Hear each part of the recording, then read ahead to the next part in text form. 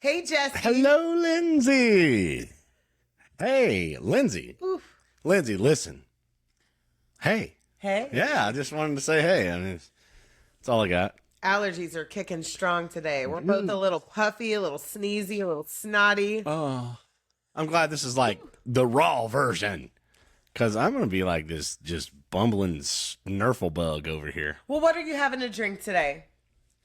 Kicking chicken and Coca-Cola.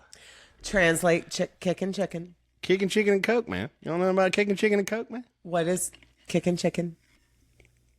The proper name. The proper name? Yeah, shout us out so maybe we can get a sponsor. Wow. Oh! Wild Turkey. Wild Turkey.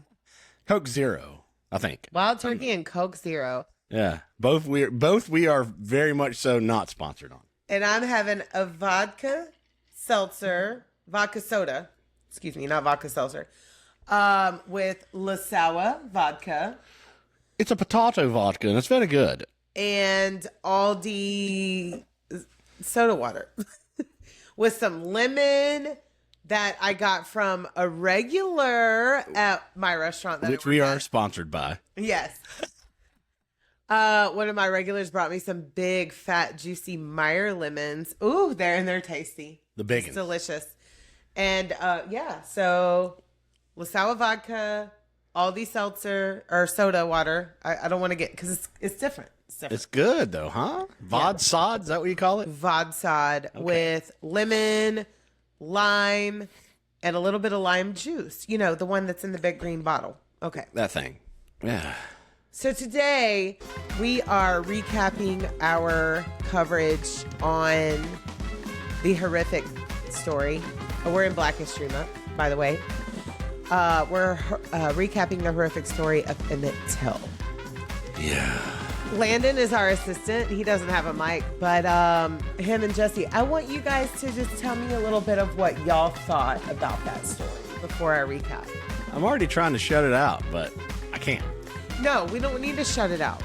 No. It's like not forgetting, but I'm just trying not to like live like, oh, it's so fucking bad. Lindsay, you really have been destroying me lately. Yeah, Jesse sent me a message midweek when he was editing, and he was like, this shit is rough. It was really fucking me. It's very terrible. So, yeah, just a young kid that's gone through some stuff in Chicago that moved down south with his uncle. Right. So, well, he didn't move. He was just visiting. He was just on vacay. Okay. He just was on out vacay for like the summer or whatever. Yes. Just doing some stuff. Yeah. So, Emmett Till, his middle name Lewis, after his father, he was born in 1941 to Mamie and Lewis Till. And he was born in Chicago, Illinois. And his nickname was Bobo, which is Jesse's nickname as well. Yeah, that's what they call me. Yeah, he's Uncle Bobo. Why is it Bobo? That's what Chelsea called me. What's the Bobo? So Well, she called me Bo. And then it became Bobo with Shelly's kids, my sister's kids. Well, Emmett, he was actually nicknamed Bobo like in the womb still. Okay. Mm-hmm. There's a lot of Bobos. There's a Bobo at work, too. Like Cheese's brother is Bobo. And I always think of, when I think of Bobo, I think of Bozo, the clown. Oh, no. There's Bobo there. So if you grew up in the 90s, there was this awesome clown show called Bozo the Clown, and he had like a game show. But anyways, so Mamie, she was from Webb, Mississippi, and her family moved to Argo, Illinois, which is where they manufactured, there was a corn company there, and they manufactured like corn starch, corn syrup, all of that jazz. And so when they moved to Chicago, this was part of what was called the Great Migration. And this was rural Black community that moved to the north to escape Jim Crow laws. And I encourage our listeners, visual audience, everybody, please Google, if you're not familiar with those, Google the Jim Crow laws, because it was complete bullshit. That was the segregation, like, slavery was abolished. Yeah, don't use that water fountain. You have to use your own. Right. Thing. Yeah. Slavery was abolished, but then Jim Crow law came in and was like, well, even though slavery is abolished, we still don't want to use the same And how do you treat people facilities. lesser than? and you're still like supporting a religion that's supposed to be all equality. So, yeah. Well, if Lincoln hadn't have been assassinated, maybe Jim Crow wouldn't have been able to do his bullshit. Right. Yeah. But anyway, so when Mamie was 18, she met and married Lewis Till, who worked for the Argo Corn Company. And he also did some amateur boxing. And they had a little boy named Emmett Lewis Till. And Papa was an ass. Papa was an asshole. So he ended up being a cheater and a beater. And Mamie, she ended up like getting a restraining order. She had to put boiling water on his fucking ass. And we talk about in our episode, like our complete coverage of this, where we talk about the hot grits. Yeah. Check that out. And then it came down to the point where it's like, you choose. You're going to jail or you go to war. Exactly. So he chose war. WW2. While he was enlisted, he committed more violent acts where, I think it was, hold on, let me look at the date really quick in my notes. 1945. So 1945, they separated in 1942. And in 1945, Mamie received word that Lewis had been executed because he raped 2 women and murdered another. And this was in Italy. While he's overseas, they ranked him up and got him. Yep. Now, they sent back his ring with his initials, LT. And I do mention in the episode that I think that this ring should have been discarded, but at the same time, this ring will be a little bit important down the road. Now, so now Mamie's a single mom, but she has a couple of more failed relationships and marriages. So basically, she lives with her mom a lot. Yeah. But she's doing good for a kid, though. Oh, she's doing good great for Emmett, because Emmett has like a great personality. He's learning, like, he's telling jokes. He's outgoing in a community where he's spending a lot of time around a lot of people, and just he is just a bright sunshine ass kid, dude. Oh my God, did you see the pictures? Yeah. I posted them in stories last week. So if any of you guys haven't seen pictures of Emmett Till and want me to repost them, send me a comment. I will absolutely be more than happy to do that. Yeah, it wound up being a real big staple for Black history. Like, this really became the turning point for a little bit more of a better step toward equality in the end of this. But some horrific shit does happen, and Lindsay's going to tell you because I don't want to talk about it. So her other failed marriages were to Lamorse Mallory and Pink Bradley, which I do mention in the episode, made me think of Friday. Yeah. Well, it was next Friday and Friday after next with Pinky. Yeah. Yes. What? I'm sorry. I'm just laughing thinking about Pinky because he's got the Jerry curl and it's juicy and it's like. Those are not the best movies ever. We need the last Friday. The Friday trilogy. So our 20-year-old. Somebody hit up whoever they need to hit up and tell Ice Cube to fucking finish off Friday, right? I mean, we need last Friday. We need it with everybody. Yes, I want Chris Tucker in that bitch. Yeah. I want Big Worm. Yeah. I want I'll Devo bring them all back. Who's alive? Bring them all in. Just we can't have Witherspoon in there. Ah. CGI his ass in there, just like they did Princess Layla. Okay? Did you say Layla? I did. You blasphemy? You can't blaspheme in front of me. I'm drinking Vodsod. Lindsay, it's a whole different buzz for me. Do not blaspheme in front of me. Nobody blasphemies my own blasphemy. I love you, Leia. Yes. Jesse. So I watched all the older Star Wars trilogy when I was younger, but when I met Jesse, you had better nerd up with me. He made me nerd up. And I have to be honest, like, I really love the later trilogy with Rey and Kylo Ren. I do. And we love Friday, too, for sure. Oh, absolutely. So So Mamie and Lewis live with her mother quite a bit. Hold on, let me find my dates here, okay? La, la, la, la, la. Dude, I like my House of a 1951. Thousand Corpses shirt. Look at this. It is. Sorry. This is a Christmas interrupt. Christmas Present. presents to Jesse from me. I know. House of a Thousand Corpses. We love the Rob Zombie horror trilogy. It's more than a trilogy. What are they? You got about 5. We're all over the place right now. Yeah, we are. I love it. We need to focus. Yeah, I'm sorry. Sorry. I'm just seeing me, like, whatever. So in 1951, Emmett and his mother moved to Chicago South Side, and Mamie is a queen ass bitch. Okay, she works for the Air Force, and before that she worked for Social Security But Administration. she's doing like fucking undercover ops type filing and shit, right? Well, Like, she worked for the Air Force where she was in charge of confidential files. right. That's a big responsibility. Yeah. Go Mamie. Okay. At that time, it's amazing, and there's so many women did all the work during So much work. that war for sure. Well, she worked very long days, so Emmett, he had to step up and he had to help out. So he learned how to do chores and he learned how to cook a little bit. He did what he could. But before all of this happened, Emmett did contract the polio virus. Yeah.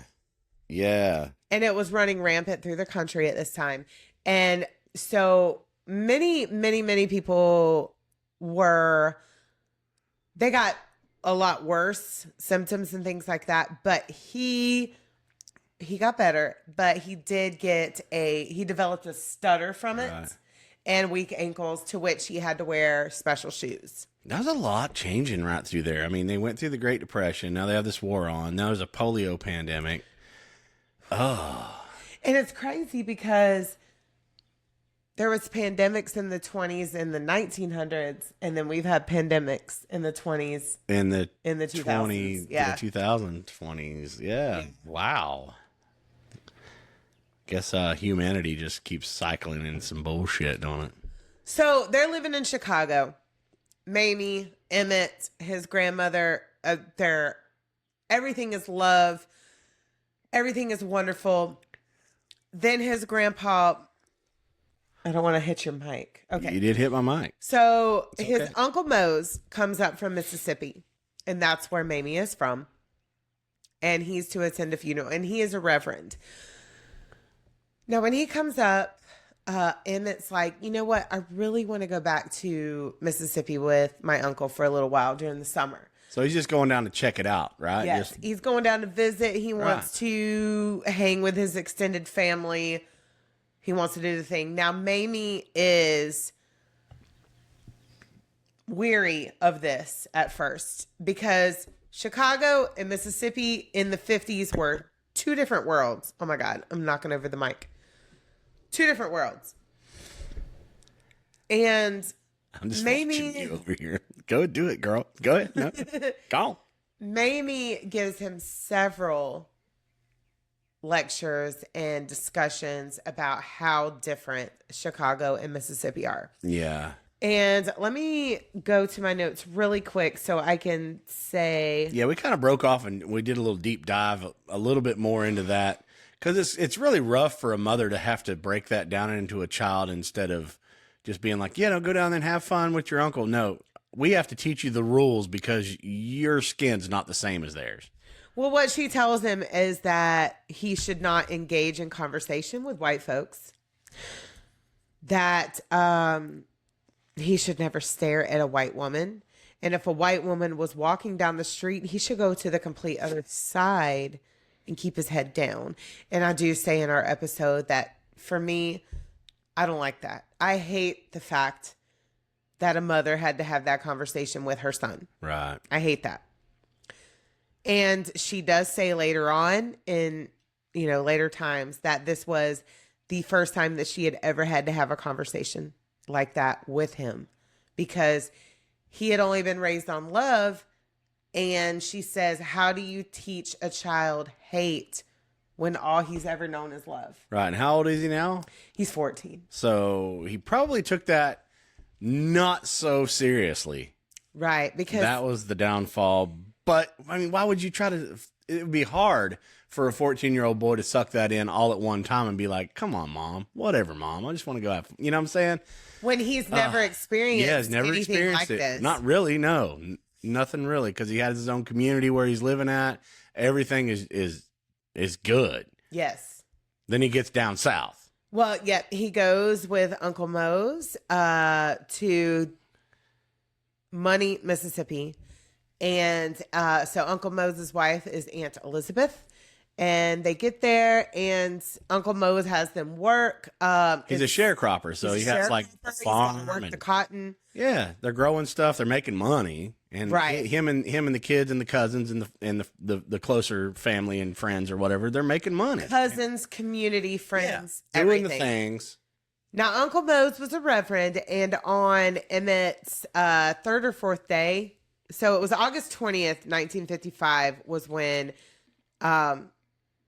Emmett went to Money. And then, let me look at my notes really quick. I'm so sorry. But he's happy-go-lucky down there. He's spending time with his friends and family, and he's making a little bit of money. You know, hey, they're putting him to work, and he's associating with people. You know, he's back at fun. his roots, which is the whole reason why he wanted to go. He wanted to go and check out where his mom was from and all the stuff. Yeah. Exactly. I get it. I mean, have you not spent a summer or a week or so with a family member in a distant spot where you just like, so go hang I out? spent a summer with my Aunt Catherine in Jacksonville, which is not where I'm from at all. But my Aunt Catherine was an absolute gem of a human being.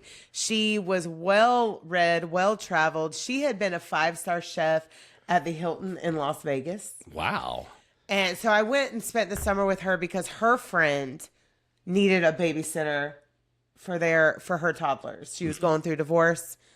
So I signed on to that. And her friend was the manager of Eckerd's. Do you remember Eckerd? Yeah, I remember Eckerd. So God, before that made me feel before CDS and Walgreens, there was Eckerd's. Yeah. And that was your drugstore. That was your drugstore. Sure, KB. We used to throw up like these. We used to act like we were like these cool little gangsters back in the day, and we would throw up like the little Folk Nation sign, and we'd say that was Eckerd's. Oh my God! Like all of our little gang signs always meant something, like Eckerd's or Walmart, like for the West Side thing, you know. Or we but made my up so many Aunt stupid things. Eckerd's. That was our little gang sign for Eckerd's. My Aunt Catherine was my aunt by marriage. Her husband, my Uncle James, was, direct descendant. But Uncle James, he had colon cancer, so he spent a lot of time in the hospital. But my Aunt Catherine taught me pretty much everything that I have instilled upon my life today. She was very clean. She knew how to cook well. I learned a lot So from that was her. an amazing adventure for you to go over there and do that. And that's probably what he was all fully expecting, just going down and having that connectivity and just having fun with his family members and taking all that in, just the same as you. Right. No different. No. Except for... A lot of things. Yeah. Except for a lot of things. You know what was one really cool thing that I admired about my Aunt Catherine is she, other than grocery shopping... Like her regular services, like car repair, hair. She was the type of lady to get her hair curled and washed and curled every week. Right. She didn't pay for that. She bartered with her baked goods. Oh, yeah. That's awesome. We need more of that. That's she good made stuff. killer ass banana bread and carrot cake cupcakes. Yeah, but I'm saying like as far as the cheese feeling icing. of you being able to go over there and participate and all that was the same feeling. It was really cool. Right. That he had when he's moving down and hanging out with his uncle and his fam. And so that was like all great stuff for him, Until, yeah. So it was on the 24th of August in 1955. Mose, his uncle, was to preach at the East Money Church of Christ. Now, he was like, you know what? Y'all been working hard in these cotton fields. I'm not going to make you go to church tonight. Y'all go have some fun and let them have his truck. So they all loaded up with cousins, friends. I mean, Emmett, of course. Right. They got a and little money. neighbors. They're going to go to the store, right? And they're just going to load up and they're going to go, hey, we've worked hard. Let's go to the store and go grab us some whatevers. Now, Mose told them not to go any further than the old country store that was near their area, which was probably black owned. But it was 6 boys and 1 girl, and they went a little further than they were supposed to. Oh, and they went to Bryant's country store, which was white owned. And it's probably had cooler shit in the store, right? They probably had some cooler stuff. It was a little bit bigger store. They were like, let's go to the bigger store. Well, historically, I couldn't find any reason why they went a little further. They're just probably being rebellious kids, you know? Yeah, but I mean, the local store might have not have had as much stuff as the other one. You know what I'm saying? Might not have, yes. That was like us being kids and saying, let's go to Gainesville and do stuff. You know what I'm saying? Right. Yeah, so that's what they did. You know, they did the thing. I was going to say, because my dad, when I first got my car, was like, you better not take your ass on the interstate. What did I do? Like the first weekend that they were out of town? Yeah. We went to Tampa and went to Busch Gardens. Oh, look at you, Lindsay. We've all done that, though. Come on. But that's just being kids. You're wanting to experience freedom, you know? And so though, the original plan was to take my friend Carrie's car, but it needed a new alternator. So your battery died? Or so my car was available. Oh, they took yours. Okay. My car was brand new. And I mean, literally, so this was 98 and I had a 97 model car. You imagine no problems. The Spice Girls party on the way down to Tampa. So it was funny too, because we went from like Trick Daddy to Corn. Yeah, I meant it in the middle somewhere, I think. Corn and Limp Bizkit. And then, yeah, I mean, that was our, and Busy Bum. That was like the 3 cassettes that we had. I get it. No, 4. So we had Corn, we had Limp Bizkit, we had Busy Bone, and we had Trick Daddy. So as soon as the door closed, it's like Freak on a Leash. And Corn and Limp Bizkit was for me. So there was 4 of us. There was me, Carrie, Sheba, and Jenna.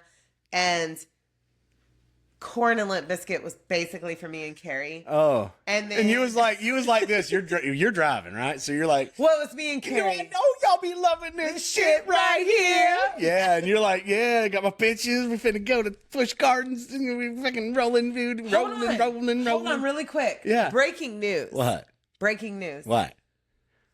Jonathan Davis just announced for his. He was being honored for 30 years.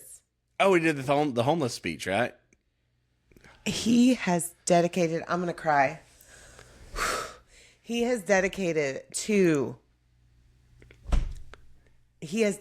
his royalties to be contributed to homeless vets, charities, and everything forever.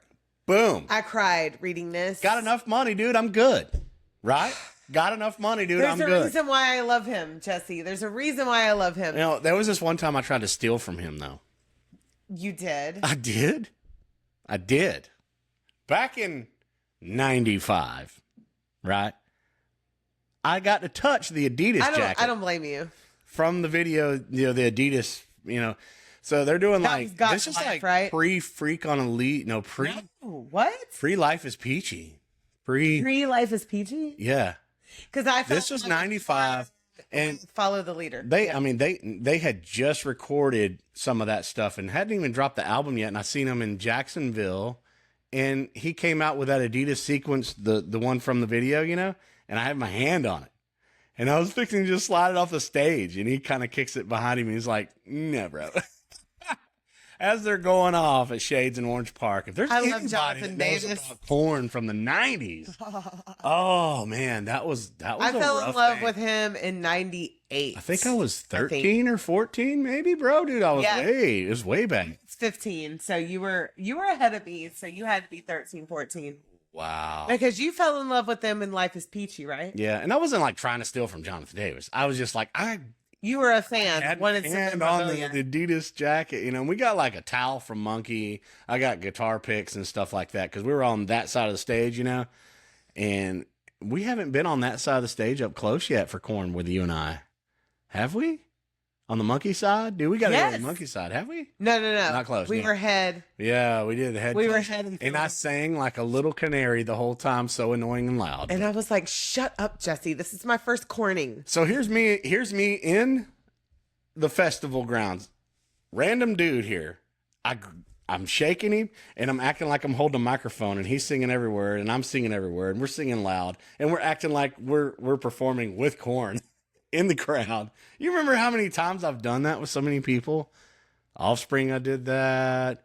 Soundgarden, I did that. Like, I just grab up random Flogging people. Molly. Yeah, how weird is that? Is that weird to me? But they're having their best time, dude. They're having their best time. Yeah. Everybody. That's how you got to do it. It's all about camaraderie. Anyhow, Lindsay, I'm sorry. No. I wanted to give love homage Jonathan to Davis. Korn, I love- JD. Like, I mean, the whole dynamics of that. God bless you. So what he said was that he said, I have enough, but some people don't. And the fact that there are veterans that are sleeping in their cars or on the street does not sit well with me. So he is committing a total of $250 million a year. You don't That need will it. go. You're good. Yeah. Yes, that's what he said. He's like, I have enough to veterans and charities. And he'll facilitate that the and rest see of it his through. life. Yeah, we'll be able to watch that transpire. It's not just money going out to something that everybody's going to cut off parts of the cake. I think the whole cake's going to go to them. I believe that. Yeah. Awesome. All right, so we're going to go back to Emmett. So Yeah. all these kids, neighbors, and cousins, they have piled in Uncle Mo's truck, and they didn't follow instructions. They didn't just go to the old country store. They went a little bit further, and they went to Bryant's Grocery, which was owned by a very deep-rooted racist family. Yeah. The father, he managed plantations and things like that. So Carolyn Bryant was the cashier that day. Now, they just stopped in to get drinks, sodas. They wanted to play checkers on the porch, that type of thing. That's probably why they went. There was probably a little bit cooler atmosphere. Not that it was better for them. They just thought this is a cooler store. There's more stuff, we can Right. go and feel like we've gotten away with a little bit of freedom. Not that they're getting away with being rebellious or not listening. The desire to have a little bit more freedom at that age, it really overpowers that. Just the same as you going to Tampa. You know what I'm saying? It kind of just does. All I wanted to do was go to Busch Gardens with my friends, but And listen, Limp Bizkit. Limp Bizkit. I was punished as if I went for something completely different. Oh, you got punished afterwards? Yeah. Oh, well. Now, there are several different accounts, like I do say in the episode, of what happened in the store. So at some point, Emmett was alone in the store for about a minute or less than. Now, Carolyn would say that Emmett would make a lot of Gestures. sexual advances nasty, towards her. like being vile toward her. But the don't girl, so the entourage that, Emmett was with in the truck, there was one female, the rest were boys. She said that the only mistake that she saw visually with her own eyes, as this store was an open window store, was that Emmett put the money directly in Here you go, ma'am. her hands. He probably said In Carolyn's hand. Said, "Here you go, ma'am." Right. By the way, you're beautiful. He might have said that, maybe. Maybe. We don't even know. If that, nah.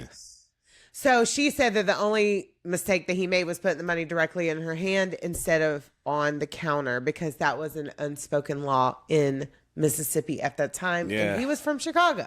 Justifiably by Jim Crowville, which Right. is goddamn garbage. Now, Carolyn would say that he did a lot. Touched of her, things. grabbed her Touched her, waist. grabbed her, Yeah. said, "What's the matter, baby? You want to go on a date? I've been with white women before," and things like that. And he's 14, right? So now He's just a little kid. he's just 14 years old. 14. Everybody close your eyes and visualize what you were doing at 14 years old. All right. So now, everybody does account to the fact that he gives Carolyn a wolf whistle as she is now going to her car to retrieve a pistol. I did. Like she's that distraught distraught. And she's fixing to go grab a Over gun? a 14-year-old kid making possible Some kind of flirtation gestures. moves at her. But we'll get there. Now, there was a interview with Mamie where Mamie, which is his mother, says that she taught him to whistle because he did have a stutter after his polio. Oh, this is something I don't know. What? Yes. This is new, huh? So Mamie says that she taught him to whistle before he tried to speak because sometimes that would help him with his stutter.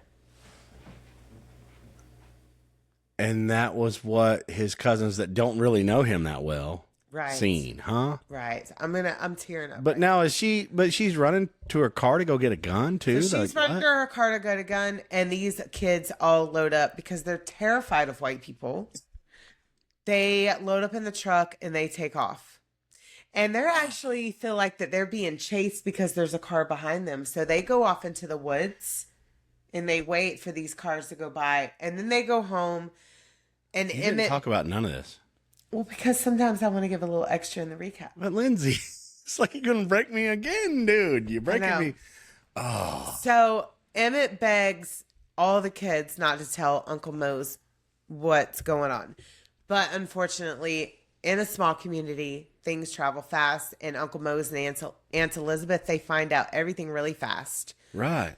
So they know what's going on, but they go to bed. And like the next day, as they're going to bed, it was the following day, Roy Bryant, who is Carolyn's husband, and his half brother, J.W. Milam, they show up to the house and they threaten Mose and they kidnap Emmett.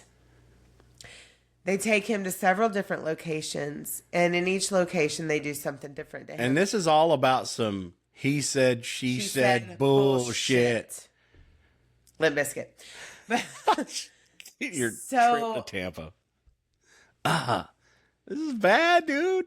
In the end, Emmett gets pistol whipped and shot, and then connected to a cotton gin fan and sent down the Tallahatchie Which River. is like a big wooden fan, right? It's part of the implements of the cotton gin, where they're refining the cotton and sorting out the seeds in the cotton and stuff. Now, Which was invented by a black woman, I think, right? It was. Yeah. Black women were behind everything. It did work, yeah. I'm about to share in stories today. This will be a week later when this comes out. But to beat him, later. pistol whip him, and they shot him Yes. and tied him to that, Yes. which was found a couple days later. He was mutilated. Mutilation. So a few days later, he is found by a couple of boys that were just trying to catch some catfish. But before that, Uncle Mose, you know, when Emmett didn't return within 30 minutes, he went to go look for him. And then he finally got another friend of his to call the sheriff in that county that they were in, which was Sumner in Mississippi, not Sumner, Florida, which we will be talking about in a few days. Sumner, Florida? Yeah. More debauchery that you're going to dump on me that happened, really. Yes. Historically, debauchery. Historically. So, Uncle Mose gets a friend to contact the sheriff in Sumner and the sheriff in another county. I can't get my eyes on it right now. Basically, they contacted two sheriffs in two different surrounding Kind of counties. reaching out to come back in, right? But they also contact Mamie, who's in Chicago, and she had the good sense about her to contact the African American Black community media. So this is where the storm really starts as far as Black equality, because what she gathers up there is enough power to blow up and make awareness for the nation. And at this point, she doesn't know that her son is gone. She doesn't know. from this She's world. thinking, She yeah. just thinks he's kidnapped. Right. Knowing that her kids probably didn't do anything wrong. Nothing. I mean, to the point to where this does not merit a fucking kidnapping or beating or No. the other that we talked about. So Roy and J.W., they were questioned and they did admit to kidnapping Emmett, but they said that they released him right in front of Bryant's store, which was a fucking lie.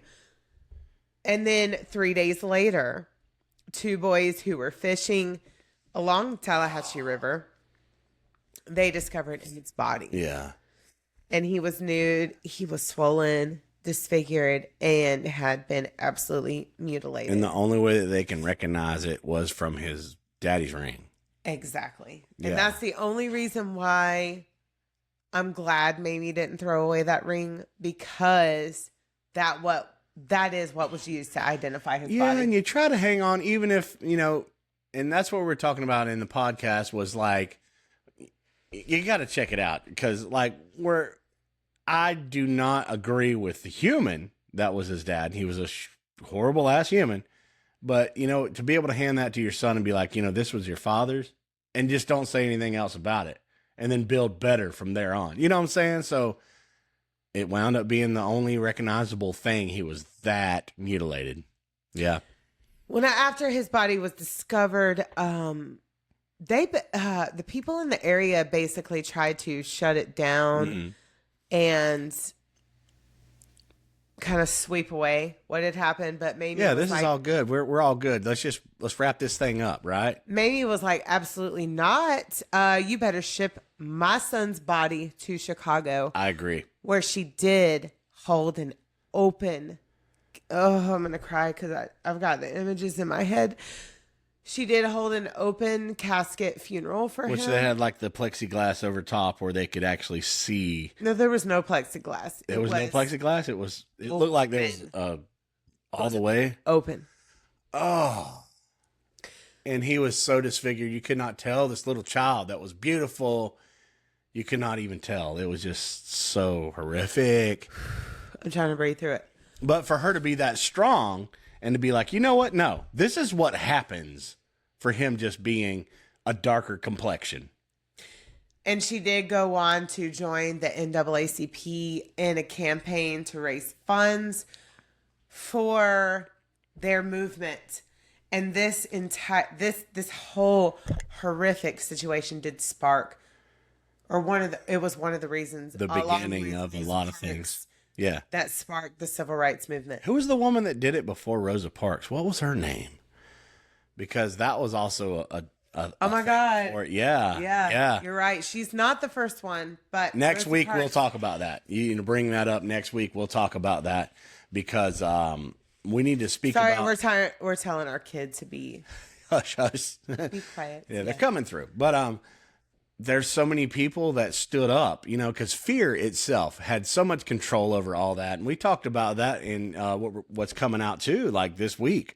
We talked about that in the new podcast that's coming out this Friday. Yes. Yeah. Where we talk about the Rosewood Massacre. Fear itself really controlled so many things, just like they told his uncle. They were like, you better not say anything about this. You'll not make the next year, right? Right. Yeah, you will not make it. That's exactly what they told Fear. Mose. They asked him how old he was, J.W. and Roy. And we're fixing to talk about Rosewood, right? And I know about that one. So you got to check that out this Friday. Oh, my goodness, though, Lindsay. So Roy and J.W. were indicted for murder in September of 1955. And now this was widespread in media, and a lot of the Black community from Chicago did attend this trial. And the visceral things that white folks was saying. In Mississippi, the sheriff welcomed them by saying, hello, N-words. And I do talk about this in just fucking deep-seated racism. They're liberated ass fucking free ass fully quality people. Excuse me? Right. Excuse me. Now the prosecution would criticize, the defense would criticize Mamie for not being emotional enough. Like, shut the fuck up. No, she's beyond that. She's a revolutionist. She has probably cried all of her tears out, Yeah. and now she's just mad. She has a fist in the air in the land of hypocrisy. I mean, she really does. Yeah, all that. That, boom. Yes, boom. I mean, really, she is like, you know what? I'm in this stage right now of my grieving, and I am wanting fucking real ass justice. And you cannot judge anybody on how that they grieve. No. Because, and I do say this in the episode, you can only cry so many tears before you dry out. Well, and I've been That's through those stages. You know, I've been through like real shit where you have to go through every one of those stages. All the stages. Which happens, you know, but at the same time, I understand where you have that. You know, you're going to have either resentment that you go through your pain, there's just so many stages. I think there's like 7. How many stages are there in grief? I think it's 7. 7. But I so felt we have every both one of those. lost grandparents. You did too? Yes. You lost a parent. I lost a very close friend. And so we have been through a lot of grief in our time. And I am just, but ours we're comes with both age. very fortunate that we have not lost a child. Yeah. So Lindsay, I cannot. don't you talk this fucking hope I talk can. around me, Lindsay. I cannot imagine No. anything that Mamie went through, because not only did she lose her child, she lost her child to brutal murder. Yeah. Senseless, brutal murder. And you can't judge anybody that's going through that. And I'm going to stop that right there because I'm going to cry. Thank you guys on the lives, though, for coming in. Yes. And so much. on the regular podcast, like if you want to check out our lives, we do go on live. And where can you find that out, Lindsay? Drink About Something pod _Lindsay. There you go, on TikTok, right? So check that out once a week and just follow all the stuff. DrinkaboutSomething.site. Or you can go on YouTube and just type in Jendsey, Jendsey, and you can check out all these crazy ass stories that Lindsay tells me that I don't know much about. And really, I do know about Rosewood, though. It's coming up. Oh my God, Lindsay. How many towns Coming up Friday the how many 13th. of these exact scenarios have really Friday the 13th. it's really ran through like the United States, especially through black equality, where people are just trying to be regular people. I hate it. And they point the fucking finger and just shut down whole communities more than just what's validated. There's no fucking real tangible things that's happened. Well, Roy and J.W., they get acquitted for murder. That's where I get pissed and off. kidnapping, even though they admitted to the kidnapping. So you don't get nothing. Y'all can go on back home. You're good. And 1 year later, so this all happened in 1955, and 1 year later in 1956, they would share in an interview with William Bradford Huey that they did in fact murder Emmett Till. And I feel like they can just say that and fucking get away with it. It don't matter. Make sure you go back and listen to our episode so we can tell you all the tea. And you'll see on me that. all the way pissed off. I swear. I am right now still fully on. I've been drinking too much. Or not enough, probably. Carolyn Bryant, the bitch who started all of this, she would later admit in 2007 that nothing that boy did could ever justify what happened to him. That's what Carolyn Bryant said. There you go. She said that Roy was abusive towards her and she was afraid of him. And that JW was a domineering and brutal man and not a kind man. Fear. And I understand that I am a victim of abuse myself, but at the same time, You overcame, Lindsay. I don't want to act like I'm better than anybody, period. I literally got my ass beat on several occasions for sticking up for what was right in different situations from an abusive husband. So I don't understand, Carolyn. I don't understand at all. So Roughing. This is a roughing now. It's a roughing. as I do talk about in our episode The open casket of Emmett Till also inspired Kendrick Johnson's mother to also have an open casket. And you can find, okay, so if you watch the documentary about Kendrick Johnson, they do talk about that. I also listened to the audiobook The Blood of Emmett Till by Timothy B. Tyson, who is also the author that Carolyn Bryant admitted her bullshit to. Right. Her lack of, oh, what's the words I'm looking for? Help me out here. Clarity, empathy, honesty, everything, like all the E's. Yes. I mean, seriously, another E. I just want to say that. Literally say another E. That this is not what really went down. He doesn't deserve any of this. Daddy, don't go after him. This is not what really happened, right? Right. Now, Carolyn, Roy, and J.W. did all die from cancer at some point in their life. But now, we want. you know, do you want to say fuck cancer? Because cancer knows no bounds. But as far as these three motherfuckers go, it wasn't soon enough. But it wasn't soon enough. She lived a long ass fucking life. The Blood of Emmett Till is the audiobook that I listened to, which is also by Timothy B. Tyson, who Carolyn Bryant admitted. So if you're an enthusiast, all over her follow Timothy B. Discrepancies. Has it got an F in it? Discrepancies. Discrepancies, too. We're going to put an F in that bitch because fuck them. Discrepancies. There's discrepancies.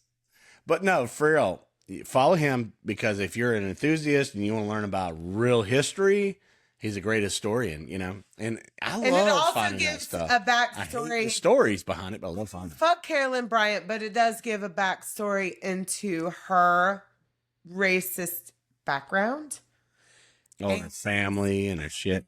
And a little bit more who Roy Bryant was and J.W. Milam was, and yeah. You know what's funny about our area? Racism. You know what's funny about our area?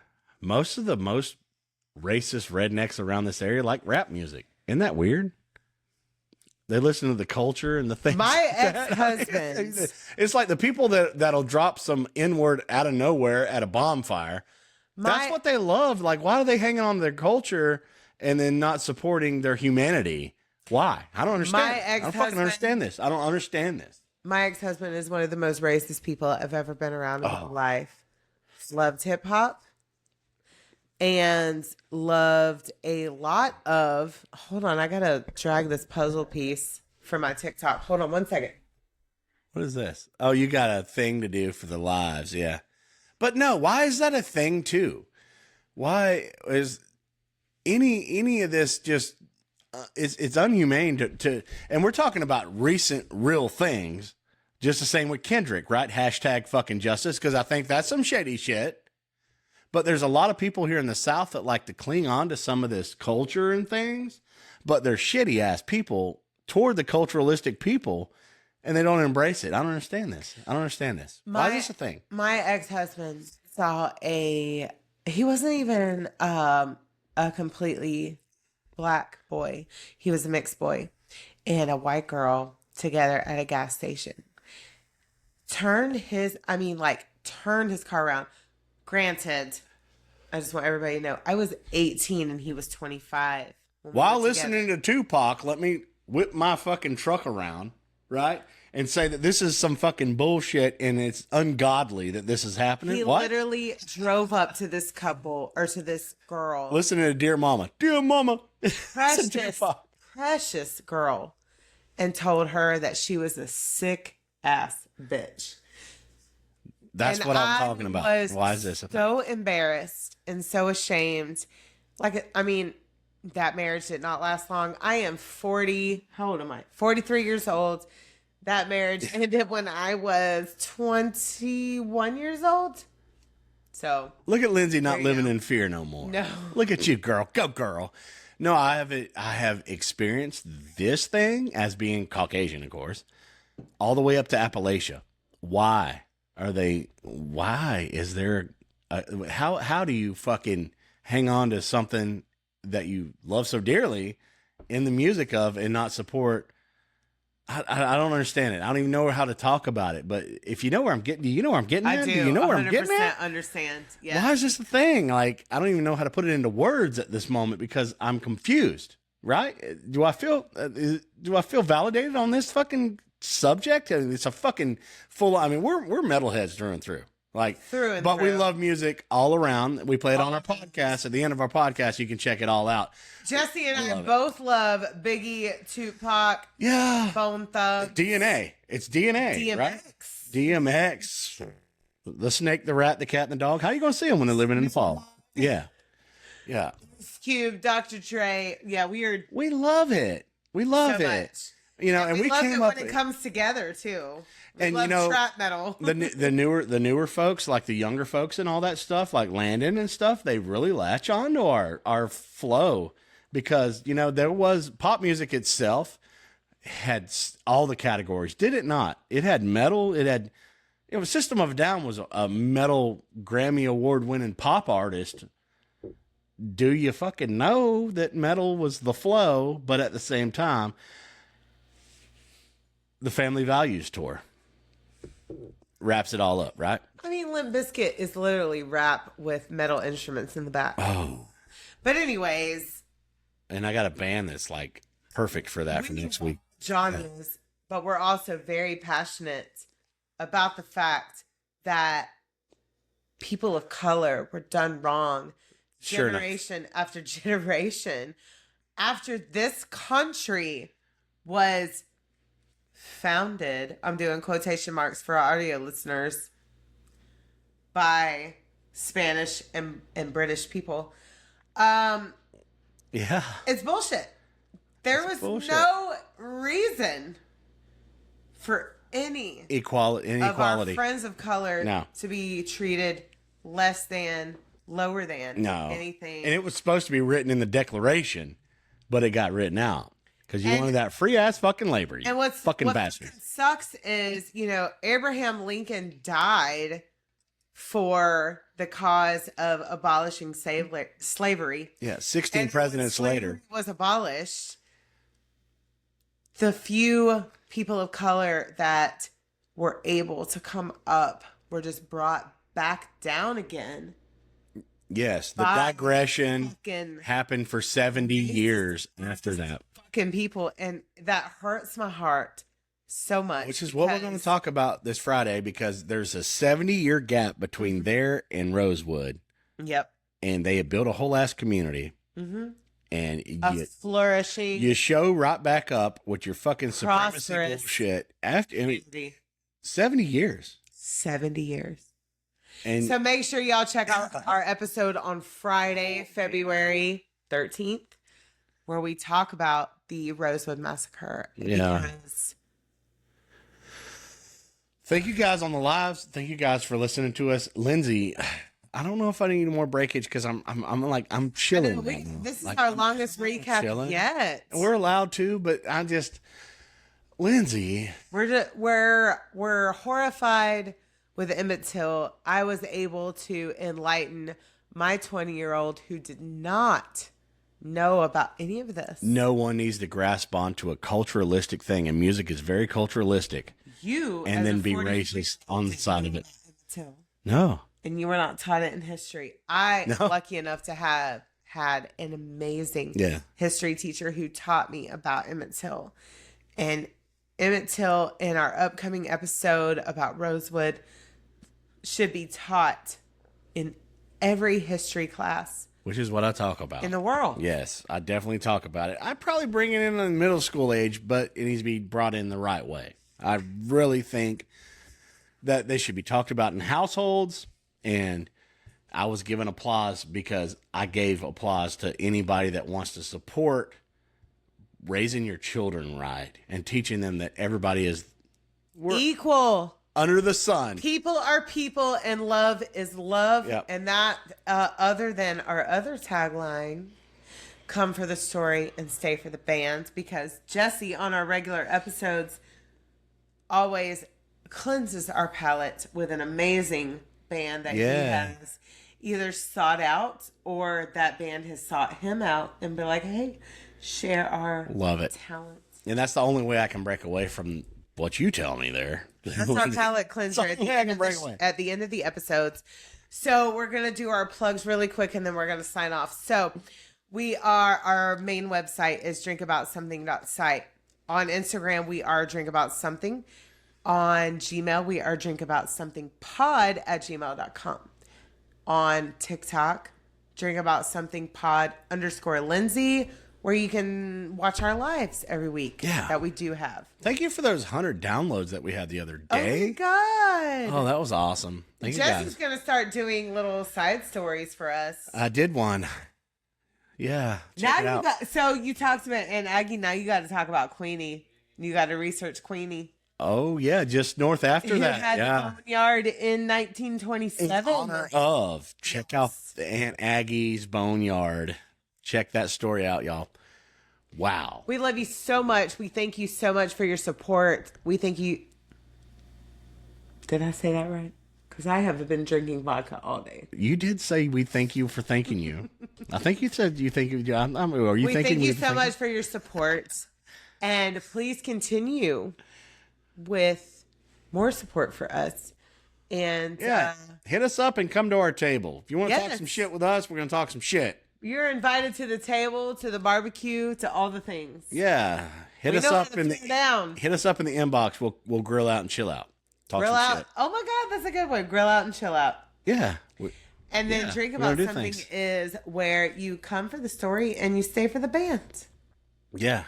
Yes. Yeah, Lindsay, thank you. I'm out. So I'm out too. So we're gonna cut off our video and we're gonna cut off our live on TikTok. We love you guys so much for following. Thank you so much. Cheers. Love you. Bye.